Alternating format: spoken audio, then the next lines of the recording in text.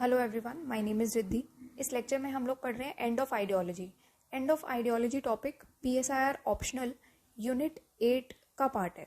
तो इसमें से हम लोग हमेशा जब भी कोई भी टॉपिक डिस्कस करते हैं, दो चीज़ें मैं आपको हमेशा बोलती हूँ। एक, आपको प्रीवियस ईयर क्वेश्चन तो करके ही जाने हैं। पिछले 40 साल के प्रीवियस ईयर क्वेश्चन हमने इंक्लूड करके पूरा कंटेंट बनाया और लेक्चर प्रिपेयर किए हैं, तो वो चीज़ तो बहुत ज़रूरी है ही। ठीक है। दूसरी चीज़ है सिलेबस। ठीक है, सिलेबस आपके लिए करना ज़रूरी होता है, क्योंकि सिलेबस के जो भी टॉपिक्स रहते हैं ना, वो टॉपिक्स डायरेक्टली एग्जाम में पूछ लिए जाते हैं। तो और क्वेश्चन जितने भी रहते हैं वो मेजॉरिटी क्वेश्चंस रिपीटेटिव नेचर के रहते हैं। ऐसा कुछ नहीं है कि कुछ नया क्वेश्चन उठ के आ जाएगा। जैसे एंड ऑफ आइडियोलॉजी है, इसमें से मैं आपको बता देती हूँ क्वेश्चन क्या क्या आए हैं। जैसे 2001 का क्वेश्चन है, define ideology critically examine the end of ideology debate. 2011 में क्वेश्चन आया, examine debate on the end of ideology. 2019 में अभी रिसेंटली क्वेश्चन आया, comment end of ideology debate. Repetitive question है ना, कुछ अंतर है इसमें? कोई अंतर नहीं है। ठीक है, यहाँ पर सिर्फ डिफाइन आइडियोलॉजी पूछा है, जो हमने लास्ट लेक्चर में डिस्कस भी कर लिया था। अब एंड ऑफ आइडियोलॉजी पढ़ोगे, आइडियोलॉजी की थोड़ी तो डेफिनेशन पूछोगे।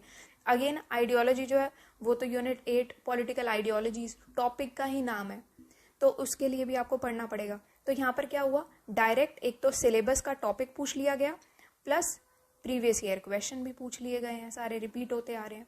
तो इसलिए ये करके जाना तो बहुत ज़रूरी है। और जो लोग कहते हैं प्रीवियस ईयर क्वेश्चन रिपीट नहीं होते हैं, बेवकूफ़ है। ठीक है, तो खुद देखो, खुद समझो क्वेश्चंस के। एक बार आप खुद 40 साल के क्वेश्चंस देखोगे, उसको एनालाइज करोगे, आपको खुद पता लग जाएगा कि कैसे क्वेश्चन रिपीट होते हैं।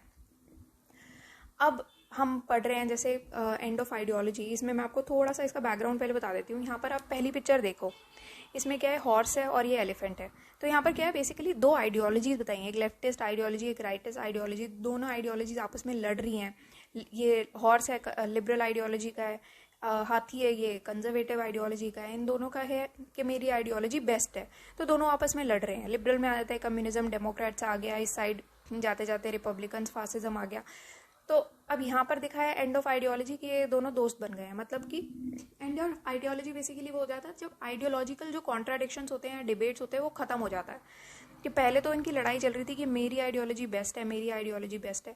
पर एक टाइम ऐसा आता है जब आइडियोलॉजी से आप बिल्कुल एग्जॉस्ट हो जाते हो, जब धीरे धीरे मॉडर्नाइजेशन आने लगता है, धीरे धीरे डेवलपमेंट होने लगता है। तो एक टाइम पर जब इतना डेवलपमेंट हो जाता है, उसके बाद ना बहुत ज़्यादा कोई फ़र्क नहीं पड़ता कि आपने कौन सी आइडियोलॉजी फॉलो की, कौन सी नहीं की। एज लॉन्ग एज आपने जो मेन प्रॉब्लम्स हैं, जो सभी के साथ एक ही प्रॉब्लम्स हैं, जो कॉमन प्रॉब्लम्स हैं सबकी, उसके लिए कॉमनली एक्सेप्टेड प्रिंसिपल्स ही फॉलो होते हैं। और अगर सारे सेम ही प्रिंसिपल्स फॉलो हो रहे हैं सेम प्रॉब्लम्स को सॉल्व करने के लिए, तो ये जो आइडियोलॉजिकल डिबेट है वो एक टाइम के बाद जाके खत्म हो जाता है। उसी को ही हम कहते हैं एंड ऑफ आइडियोलॉजी। ठीक है। एक और चीज़ है, this is our website synopsisias.in। यहाँ पर आप ऑप्शनल्स में जाओगे तो PSIR ऑप्शनल पर आप क्लिक करना।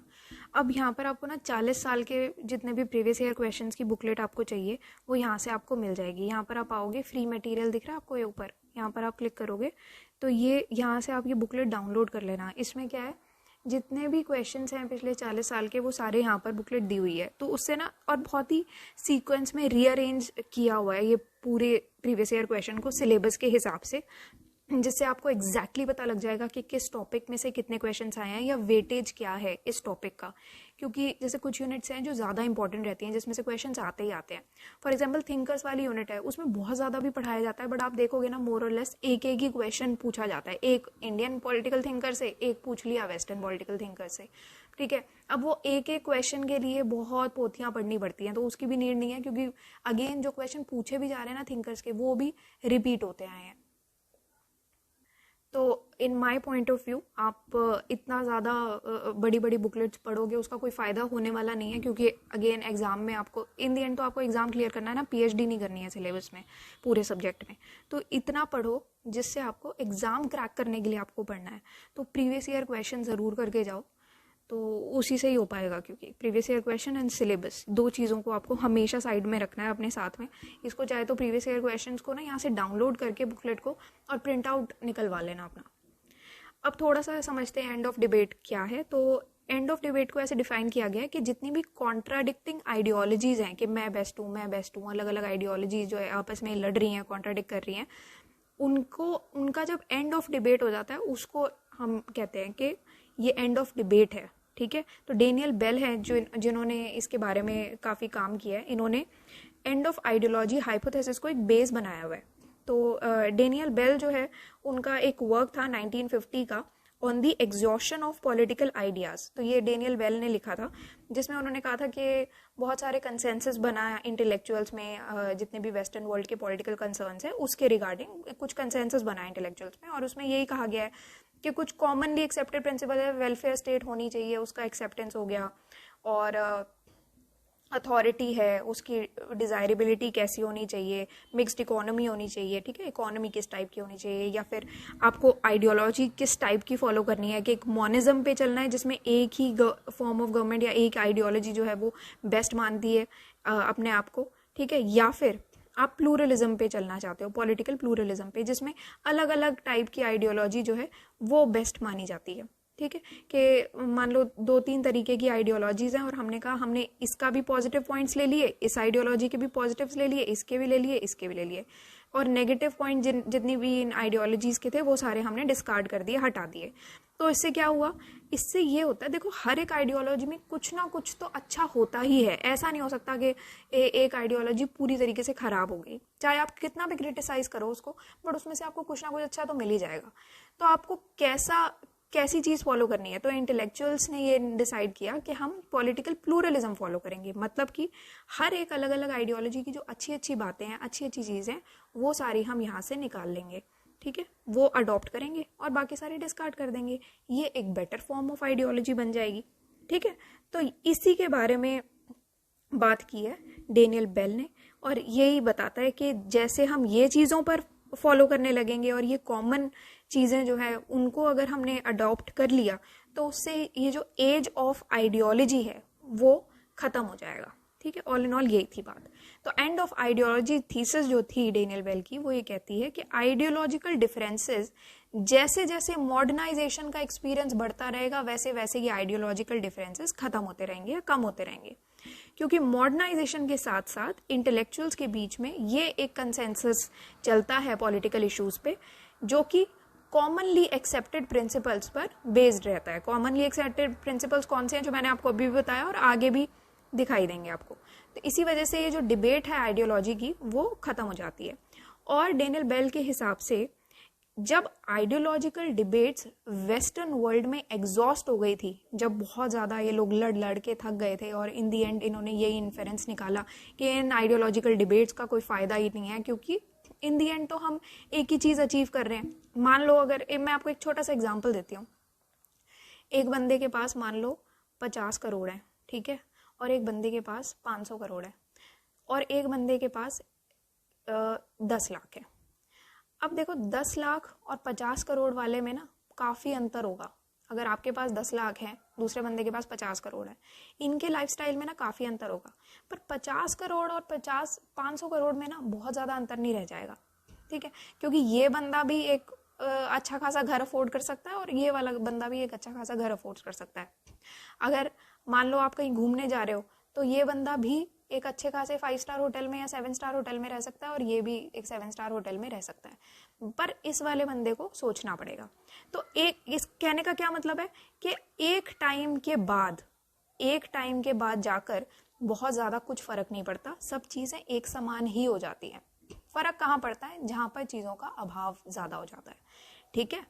तो यहाँ पर भी वही सेम बात की गई है कि डेनियल बेल कहते हैं कि जब आइडियोलॉजिकल डिबेट्स जो हैं बिल्कुल एग्जॉस्ट हो जाती हैं वेस्ट में, जब उनको ये दिखा विद टाइम मॉडर्नाइजेशन के बाद कि यार इसका तो कोई फ़र्क ही नहीं पड़ रहा है, ये तो सारी एक ही चीज़ें हैं, यही तो अचीव करना था, मेन प्रॉब्लम्स अगर कॉमनली एक्सेप्टेड प्रिंसिपल्स हमने अचीव कर लिए, तो अब क्या फ़ायदा रह गया लड़ने का।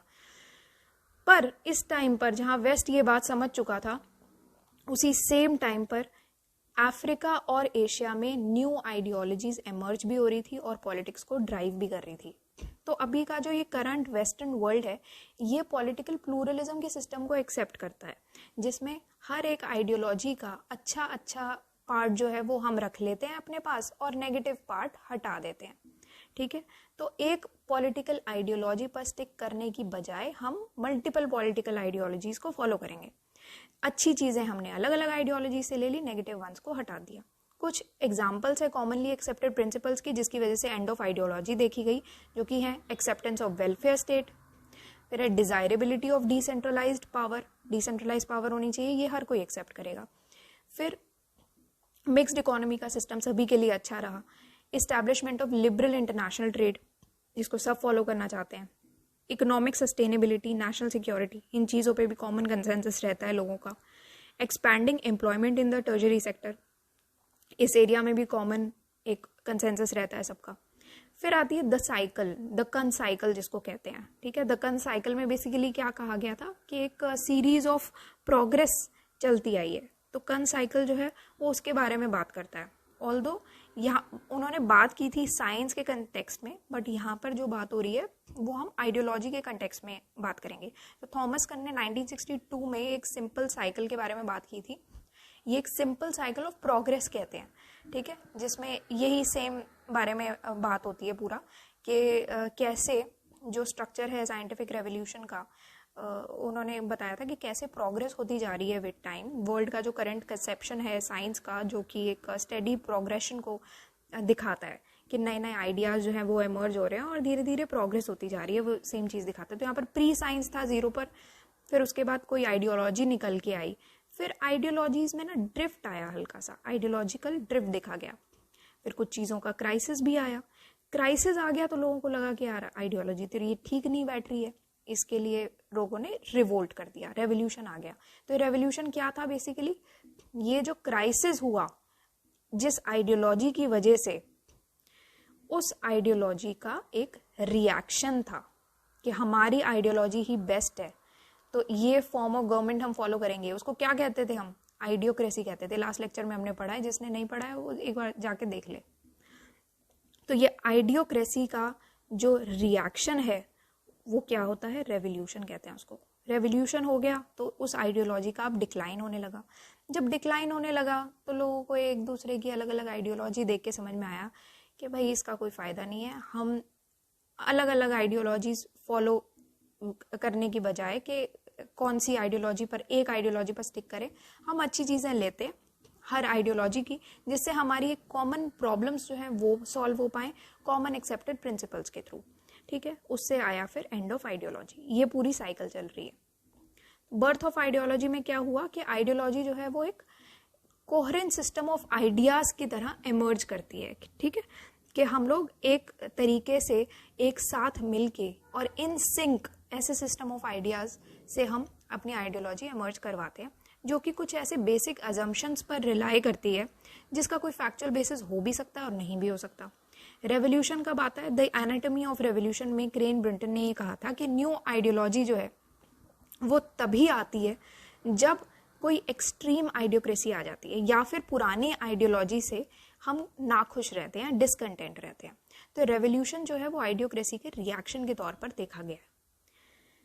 फिर आता है जो भी आइडियोलॉजी चल रही होती है उसका डिक्लाइन हो जाता है और फिर नई आइडियोलॉजी इमर्ज होती है रेवोल्यूशन की वजह से, क्योंकि पुरानी आइडियोलॉजी तो उनको पसंद नहीं आई और धीरे धीरे रियलाइज होता है कि एंड ऑफ आइडियोलॉजी आ जाती है। तो कंक्लूड करते हुए हम यही कहते हैं कि जब एडवांस स्टेज आ जाती है डेवलपमेंट की, तो पॉलिटिकल आइडियोलॉजी जो होती है स्टेट की भी और सिटीजन्स की भी, वो बहुत ज़्यादा सिग्निफिकेंटली मैटर नहीं करती है, ठीक है। तो कैपिटलिस्ट कंट्रीज हो चाहे कम्युनिस्ट कंट्रीज हो, एक टाइम के बाद जाके, एक लेवल ऑफ डेवलपमेंट के बाद जाके सब सिमिलर ही रिजल्ट्स प्रोड्यूस करती हैं। वही वाला एग्जांपल मैं बता रही हूँ आपको, ये 50 करोड़ और 500 करोड़ वाला, एक टाइम पर सिमिलर रिजल्ट आएगा दोनों का, दोनों एक जैसी सी लाइफ लीड कर रहे होंगे, बहुत ज़्यादा अंतर नहीं आता है एक टाइम पर, एक लेवल ऑफ अर्निंग के बाद, ठीक है ना। यहाँ पर भी वही सेम चीज़ है, कैपिटलिस्ट हो कम्युनिस्ट कंट्रीज हो, एक लेवल ऑफ डेवलपमेंट अचीव अगर कर लिया उन्होंने, डेवलप हो गई हैं, तो बस सिमिलर रिजल्ट्स ही प्रोड्यूस करेंगी। तो जब एडवांस स्टेज ऑफ डेवलपमेंट पे आप पहुंच जाते हो तो स्टेट और सिटीजन की पॉलिटिकल आइडियोलॉजी बहुत ज़्यादा सिग्निफिकेंटली मैटर नहीं करती है, ठीक है। उसके बाद 2011 में जॉन समर्स ने ये कहा था, पॉलिटिकल आइडियोलॉजी जो है वो सेंसिबल लोगों में बहुत ही इररेलेवेंट बन गई है और जो फ्यूचर की जो पॉलिटी है वो एक कॉमन सिस्टम से ही चलेगी। तो ये यहाँ पर बात की गई है। यही था आपका एंड ऑफ आइडियोलॉजी, पूरी डिबेट थी। इसका आंसर बन भी है, आंसर यही है, अगर ऐसा क्वेश्चन दोबारा पूछा जाता है यही सेम आप टॉपिक पढ़ के यही सेम आंसर आप लिख के आओगे, यही आंसर है इस क्वेश्चन का, ठीक है। तो जितने भी प्रीवियस ईयर क्वेश्चन है 40 साल के, वो सारे यहाँ पर कवर्ड रहेंगे। आपको कोई और मटेरियल रेफर करने की बिल्कुल भी नीड नहीं है। इतना करोगे, इस पर स्टिक करो, आपका एग्जाम क्रैक होगा ही होगा, डेफिनेट बात है। ठीक है, so that's all for today and thank you for watching the lecture.